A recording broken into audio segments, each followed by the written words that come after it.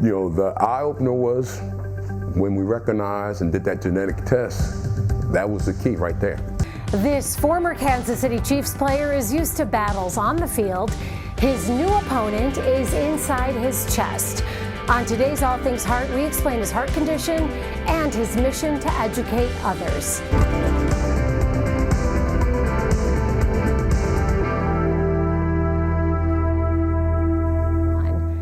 Good morning, I'm Alexis Del Cid. Welcome back to All Things Heart. Kansas City Chiefs fans, you likely know the name Art Still, a standout defensive end and a Kansas City Chiefs Hall of Honor player. But across the community, he's also known for another reason entirely.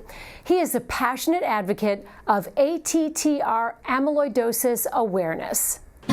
Look at that, man. If you ask 69-year-old Art Still what he loves most in this world, Oh, she's my favorite. family is at the top of his list. Ooh. Gotta climb up. Uh-oh. With his wife of 42 years, 5 daughters, 6 sons, and their 26th grandchild on the way, he certainly has plenty of family. Whoa. His other passion? Football, which is why if you're a longtime Kansas City Chiefs fan, you likely recognize him. Chosen by the Kansas City Chiefs as the second overall draft pick in 1978. For 10 seasons, Art Still was a defensive end for the Chiefs. He played another 2 seasons in Buffalo. Years later, when he developed back, shoulder, knee, and hip problems, along with a ruptured bicep and carpal tunnel syndrome, he chalked it up to his years in the NFL. You have to wear and tear. He did not know that these were actually symptoms of a terrible disease brewing in his body that also affects the heart. ATTR amyloidosis. He was diagnosed in 2023. He then discovered 3 other family members had also suffered from ATTR amyloidosis. I got a nephew, he passed away 4 years ago. Come to find out that he had not only sickle cell, but he had amyloidosis too. And when Art learned that ATTR amyloidosis is prevalent in the African American community, That's when the light started shining. he made it his mission to go public and educate others, partnering with University of Kansas Health System transplant cardiologist Dr. Zubair Shaw. Dr. Shaw is also director of the Cardiac Amyloid Program. You can see it in his eyes. He's just a straight up guy, and he's sincere in what he's doing. And now Dr. Shaw is not only Art's teammate off the field, but also an extended part of Art Still's beloved family. I look at Dr. Shaw as a friend. I look at him and I use my brother from another mother. We are so happy to have 2 brothers from another mother. We have Dr. Zubair Shaw, Art Still. We also have Art's wife, Liz, joining us. And we have our nurse practitioner who is an ATTR amyloidosis specialist, Dr. Dana Miller. I want to call you doctor. You work so closely with Dr. Zubair Shaw. We're going to get to that in a minute.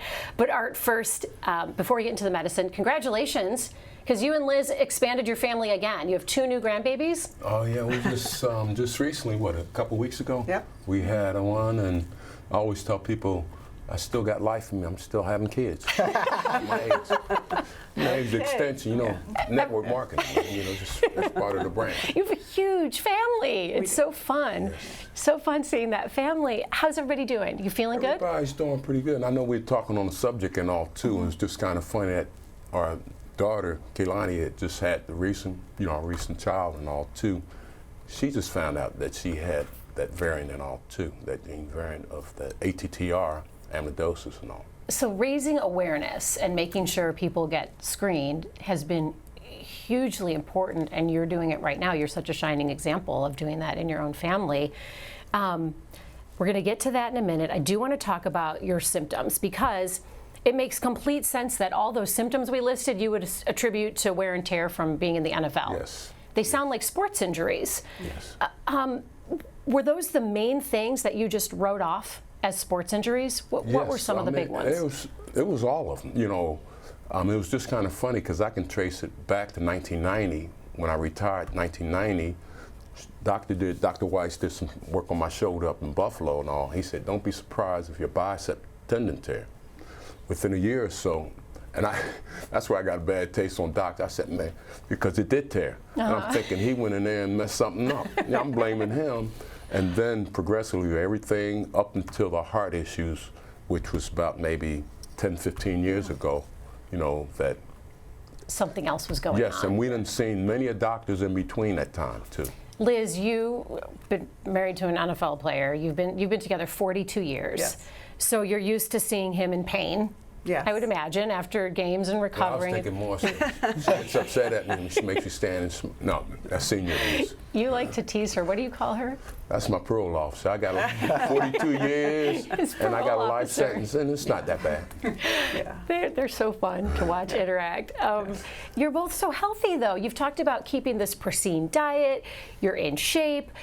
Were there any other changes, Liz, that you noticed in your husband that you thought, this might be more than NFL, than injuries? I did not. I actually did not until it started hitting his heart. When he had gone and the cardiologist had said, oh, you're an AFib.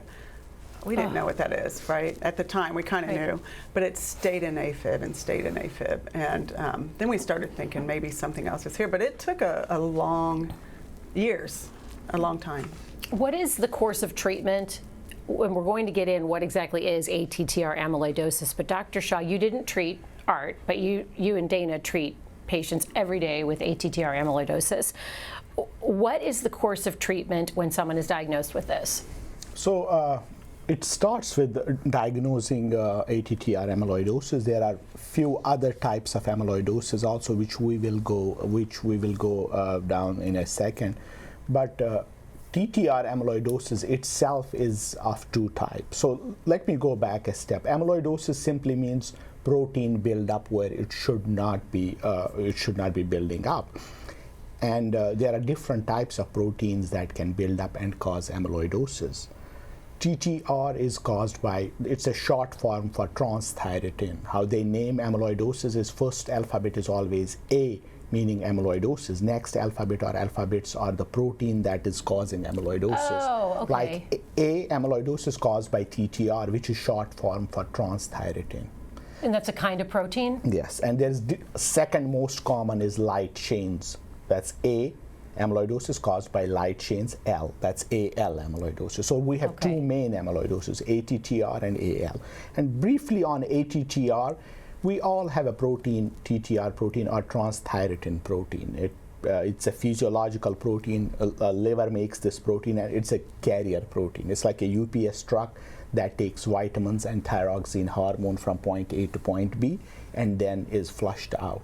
We pee it out, it's flushed by kidneys.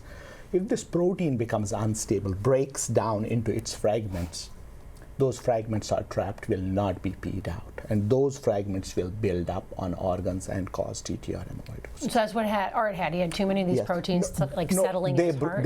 His TTR protein is breaking down. Okay. Now, question is, why does TTR protein break down? There can be two reasons. One is age-related.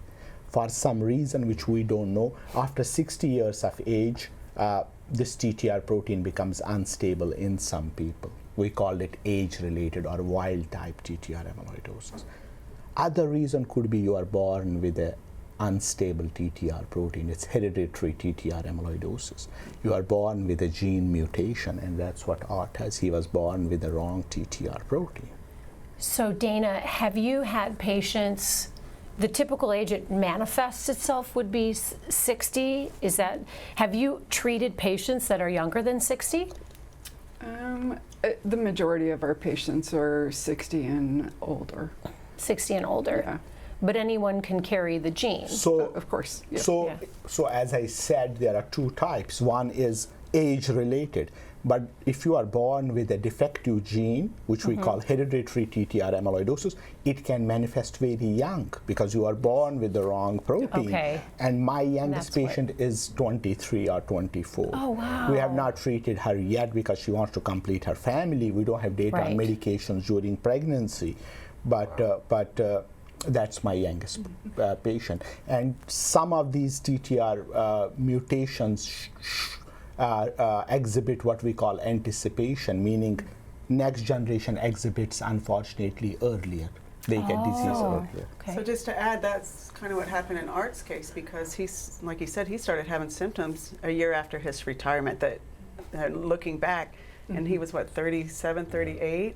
And we didn't all those know. muscle It took things. 25 plus years to get a proper diagnosis, and we didn't get that diagnosis until he was having major heart problems. The whole time that you were feeling those symptoms of the Achilles tendon and different physical things, was it the protein settling into those muscles, just causing them to rupture? Oh yes, that's a very good point. So what this TTR protein, it has special attraction for heart, it Okay. has special attraction for joints and nerves. Okay. And eats up all three organs. Joints especially, newer data is now showing patients who have TTR amyloidosis, they have up to 10 times more orthopedic problems. Yeah. Recently we published a paper, Okay. and it's now called orthocardiac syndrome. They have knee replacement surgeries, they have shoulder replacement. Okay. The biceps tendon that is could common, be- we call it Popeye's son, how Popeye Yes. is. So there's a bulge on their arms. You were like Yes, Popeye. yes. Thinking that you were real muscular and it was your... olive oil. But I was going to say, as Yeah. the He's showing doctor was off. bringing up and all, I have all those, as far as the carpal, Sure. trigger finger, both, and then both shoulders replaced. I have the neuropathy in all two of my feet. I thought that was from, doc saying you need a knee replacement, and it has somewhat gone up a little higher, but, taking the therapy right now, I think it kind of tempered it down somewhat. But those are things that you deal with back problems, stenosis of the back, and all those things, I was equating to, doing squats, running on the course. turf, and grabbing and all those types of things.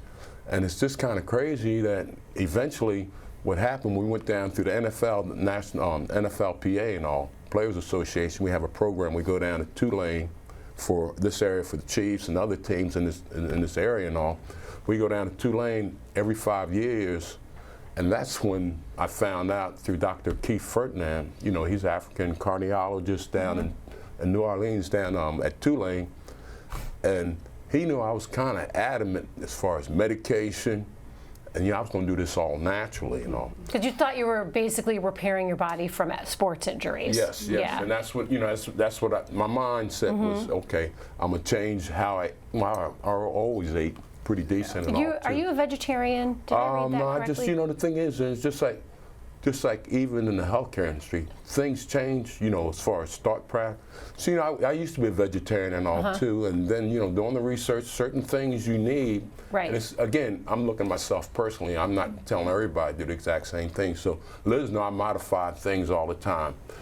You take very good care of yourself. I try, That's the point there. I would have been working out this morning if I had this morning and all. So I'm at the W on the charge still. But the thing is, when Dr. Ferdinand asked me he knew I was adamant about drugs, and same thing with doctors. So he just sat us down, and Liz can explain. Well, this was the second time we'd been there. So we were there in 2018. So this is, just so our audience, this is a health care that you get when you're an NFL player. Yes. Yes. You get these checkups every 5 years for the rest of your life. Through the Players Association. Right. So in a sense, football caused physical problems, but it saved your life.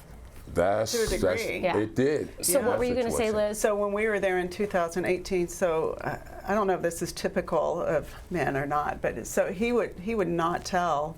He would only tell what he needed to tell, and so At the doctor or to you? No, I knew. Yeah. She knows I can when I see lie all things. the Yeah, time. yeah. I lie all the time. But so on the third day that we were there, the lead, Dr. Stewart, came in and was talking to me. He said, "Liz, I have to tell you something. Your husband's going to die." Like that, and he's a jokester too, kind of, and he's like, "I'm dead serious." He did not tell us he had these heart problems. Oh my and what's gosh. going on? So they kept him an extra afternoon to do extra tests on his heart. Told him to go back to see a cardiologist, which he wasn't real compliant. You weren't that compliant because he didn't want to take meds, and one of the reasons is because his older brother, who had a heart transplant like 13 years ago, Art watched him go through all the same stuff. He went and had carpal tunnel. He's having shoulder, both his knees replaced, both his shoulders replaced, and it's in his heart, and they're doing ablations and blah, blah. Then he ends up with a heart transplant, never knowing he had amyloidosis this whole time. So in Art's mind, he's like, I'm not going through that. I'll just, do what I have to do. So the second time we went back in 2023, Dr. Ferdinand said, there's no reason whatsoever that you should have heart issues. What's your family history? And he said, well, my brother had a heart transplant. And he said, go get a genetic test. Well, and that's where everything kind of connected, because he had That's the light bulb everything. moment. And you know, the crazy thing about that, because we look at our family, you know, I got a brother who's married to Liz's sister. He has. Time out. So your sister is married to his brother? Yes, Yeah. my That's younger kind of sister's fun. married to his younger brother. Okay. Yeah, he's doing that bad. No, no, I'm just joking, man. I like to retract that statement. But no, but you know, the thing is, with him, he has everything I have, plus he's got a pacemaker and defibrillator in him. And so, you know, that's why, you know, one of the things, you know, you start off thinking about your family, because, you know, he's the same way. You know, I got another sister. I don't want nobody to know my business, but it's not your business, because it's your family business. Right. Because with us, we got the 26, you know, grandkids. We got, you know, 11 kids. And then, you know, then from there, I was thinking, how about my NFL brothers? No, Right. they have all the same things too, and might be what we're talking about right now. So that's why we started, you know, the program initially for, you know, those players and those in the community and all too, that support, you know, the NFL and all. So, Dr. Shaw, how did you team up with Art?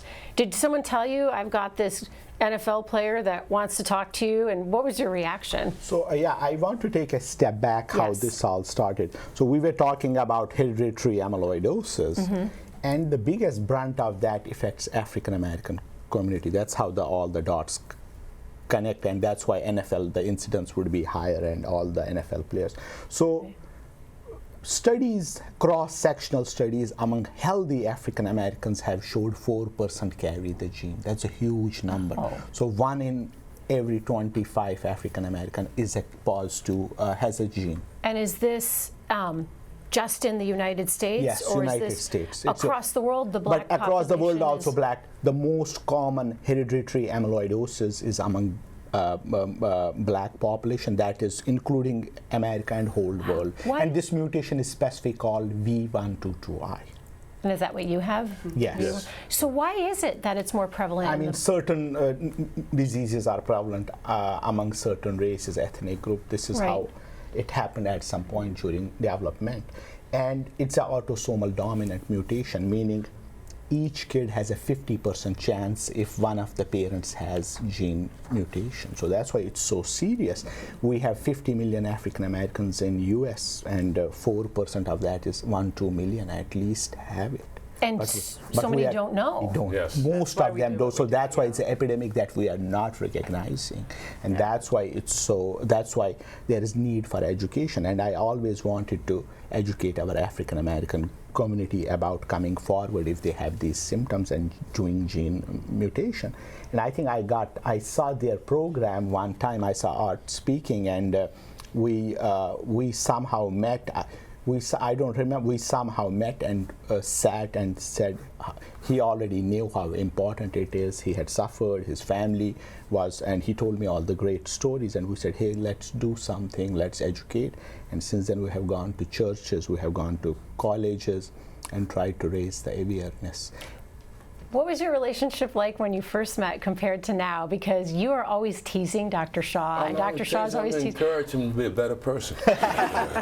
Was it right away you felt this familiarity, or? No, hey, the thing is, look at him, man. You know, how can you hate a man like that? Look at that face, What's man. not to love? Yeah. I'm going to give him a big squeeze right now. Yeah, man. I You mean, can. You do it. Just don't fall off the. I get texts from him all the time. It could be 11 p.m. Say, hey, you know- Doc, I got something. What do you think about this? Yeah. Always energetic, always passionate Right. about education, and he will come up with all the ideas. I love that. Well, you know, the thing He is, travels nationally also, by Yes. the way. well, This matter has of fact, grown we heading nationally. down to Memphis. We're going up to Pennsylvania, Kentucky, and Canton, all too. Ohio. You Yeah, know, we're going to talking be up about at the this. Hall of Fame. And you're But always traveling, But you educating. know, Yeah. the thing about this, and it's almost like putting things in context, is, you know, you look at the NFL, and that's why I'm more so talking with, you know, some of the ball players, a lot of the ball players, because like I said, I can track mine. So if you look at the NFL active ball players right now, there's about 1,800 African Americans playing. Right. So you figure between 40 to 50 there might be 40, between 40 and 50 that may be carrying it right now that don't know wild. anything about it. But then you take it from there, just like in my situation. They got family members. They got to Right. get it from someplace, and they got brothers, sisters, aunts, uncles, grandparents. People they love. And then, you know, you compound that with the community and all, like we're talking about, you know, doing things in the community, you know, but, you know, of what I did in the past gives you a platform where people listen a little bit more than maybe, and it's a shame, like I say, the average person. Okay. Oh. I'm not average, Elizabeth? Okay. What were you saying? Were you cutting him off? All right, honey, enough. Hey, I forgot my medication. I'm sorry. No. Okay. I'm taking my medication. No, go this ahead. morning. We have so many great questions and comments coming in, and I want to make sure our viewers have a chance to send them in. You can connect with us in real time on Facebook, YouTube, the All Things Heart email. All those ways to connect with us are right there on your screen. I do want to talk about the test you do to confirm a diagnosis. Dana, are you involved in that testing? Yes, along with Dr. Shaw, we do a number of tests. Echocardiogram is important, technetium pyrophosphate scan, which is a nuclear study. Of course, genetic testing is really important to determine whether a person has wild type or hereditary. And then, of course, first step is to rule out the light chain amyloidosis. Have you ever had, I got to get back to this, a patient call you a brother from another mother? A lot of times. Oh, a lot of times? So Art, you're saying Art's not special? I mean, he is in other ways. We have a good I'm start crying right I'm just now. poking the bear. I'm just poking the but bear. keep in mind, That's Alexis, the line, he is not my patient. That's true. That's true. You're right. You're right. I need to clarify that. They're not patients. They're friends and they're teammates in educating and awareness. Yes. That's all it's about. Do you feel it's difficult to explain to people when you're out educating the public? Because it's such a complicated medical issue. I mean, it's hard to understand. Medicine is another language entirely. How do you break that barrier? Well, I was going to say, you know, one of the things initially and all, like Dr. Shaw and all, we've been doing recently, matter of fact, we was back in New Jersey where I'm from, Camden and all, we did a program at Dr. Kumar, which he's with Cooper Health, University Health and all. And it was more of an interactive thing, because a lot of times, you know, what happens, and I know growing up in the hood, so to speak, the inner city and all, when people come in and you're throwing terminology and words and all that, even with me, when I found out that I had amyloidosis, they had the list of the symptoms, you know, peripheral neuropathy. Oh, I don't have that. Stenosis of the, I don't have that. Right. But when they started breaking it down to plain man's What it language and all, is. yeah, Right. swallowing the feet, yeah, I got that. The back, I got the stenosis and all too. So what we've been doing, I think, same Dr. Shaw and all, it's more making it interactive where you're having a conversation, doc. So smart. And you're not sitting in there, you know, giving a big lecture and all these PowerPoints, but you're getting right to the point. Doc will explain in layman's term and then interact with us as a caregiver, patient advocate, and ask us questions like we're talking about right now, And that's give people a better understanding. That's so important. Actually, Dana, we do have a question about the symptoms, and I know we've got a full screen graphic that we were going to put up this works out perfectly to go over them. What are these symptoms, if you can go through it and explain which ones are the most common? So I think Art has done a really great job, Yeah. and Liz, saying these are all common red flag symptoms. Numbness or tingling in the hands or feet, specifically carpal tunnel syndrome, Yes. and most often both sides. Abnormal heartbeat, and you had said atrial fibrillation, recurrent, I believe. Some bruising, swelling in the ankles or feet, signs of heart failure, unintentional weight loss, and fatigue, which is seen in a lot of conditions, but primarily the orthopedic I was issues. going to say, you know, because Doc was asking me, we was just sitting there talking the last time, he said, you done lost weight. But the thing is, and it is, Actually, he about put a on couple of weight. months, I put weight on, I was down, I lost. He was down like to 220. And then I was taking my weight from yeah. the first time my primary doctor is Dr. Gary Thompson and all. That was 10 years ago, I was weighing about 290 something. Yeah. And then I got down to 220. Oh, wow. And all of And us so were it's- going, you Holy need to smokes. put on weight. No, I think I feel good. No, Yeah. you're Oh, very that's- thin. that's Like, huge. very- Yeah. It was That's a huge And drop. then I'm back up to about 240 right now. So Yeah. within a couple months, I'm up Yeah, 240. it looks and all. way healthier. We have a question from Jeremy Yenser. Jeremy wants to know, if you have that mutation, is it inevitable that you'll develop amyloidosis or just more likely? And if you find it early that you have it, is there anything you can do, or do you just watch and wait? Excellent question. Yes. So there are up to 120 mutations that we know now. Although V122I that affects African Americans is most common, there is second most common is that affects Irish English. We call it T60A. Irish. Yes. So yes, I mean that's why it's so important. 60 to 80 million people have some Irish background, Irish English culture. So if you combine the two, you can know half of the population in US is at risk Could because have of their ethnicity. Yeah. But anyways, the what we call, if someone has genotype, will they develop phenotype? Depends on what mutation we are talking about. And phenotype would Yes. mean heart. Yeah, heart, joints, nerves. So, but simple answer is not everyone will develop it, but we follow them very closely. If we see earliest sign, why it's very important to recognize, if we see earliest sign, we can treat it. And going back, you know how Art was told that he may not do well. Before we had treatments, the general from diagnosis to, I mean, once they were diagnosed, the overall survival was just 2 years. And So then, before treatment era. Right. And it was even lower. Actually, we published it among African Americans because the reason was they were diagnosed late. Wow. Not because V122I per se is more aggressive, it's because they were diagnosed 1 decade later than other ethnic groups. and I was going to say too, on top, when you were saying Irish American, my great grandfather was full-blooded Irish. So we got, Double and whammy. we just went back to our family reunion, and you see from blonde hair, Yeah. Liz was there and all too. Red hair, green Liz eyes, thought she was going just with the homies. I said, no, there's some others in there too. fit right in.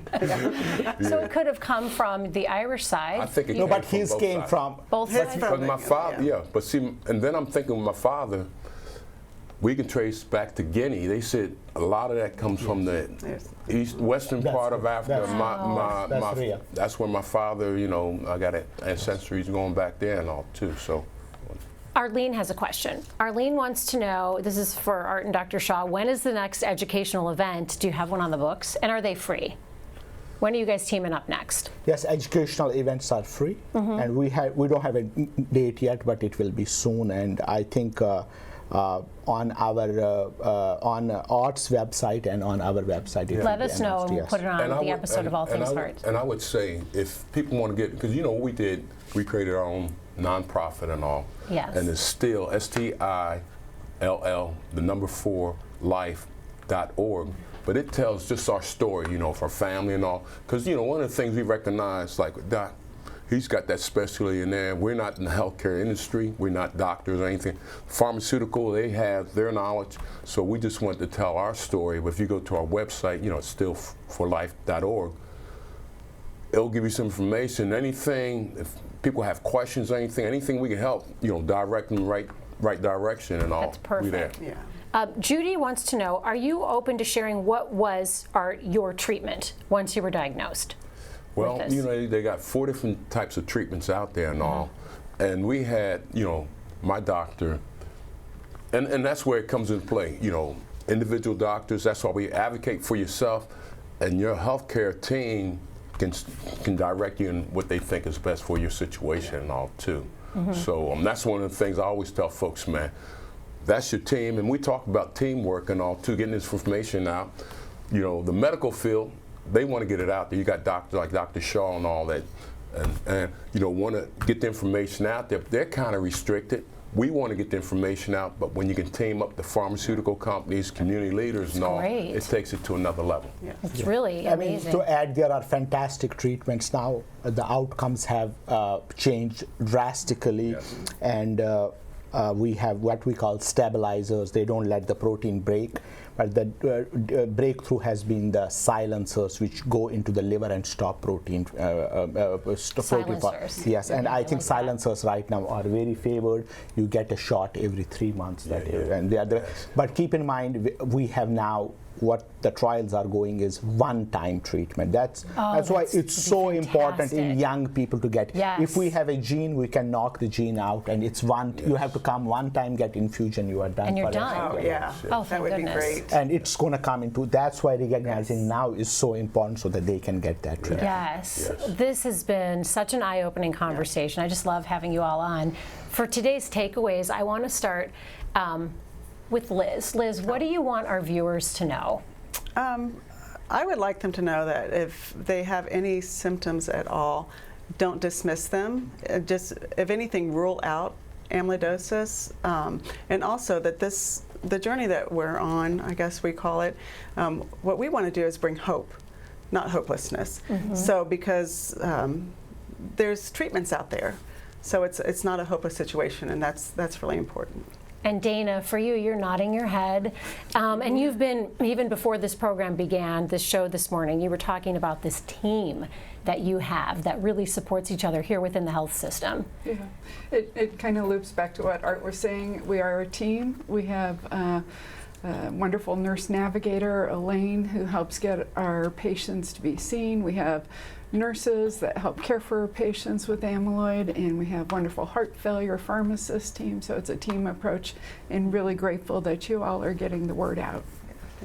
Art, what would you like our viewers watching? What's the one thing you want them to remember that they take away from this conversation? Well, I would say, the importance of family and all. I mean, and family is just team, family is all about the same, and also, just like in, our situation right here, a lot of times when things happen in life, it's just, and we use the term, keep your head on a swivel, not only for yourself, but those around you, because you got family, friends, neighbors and all that might have symptoms like that.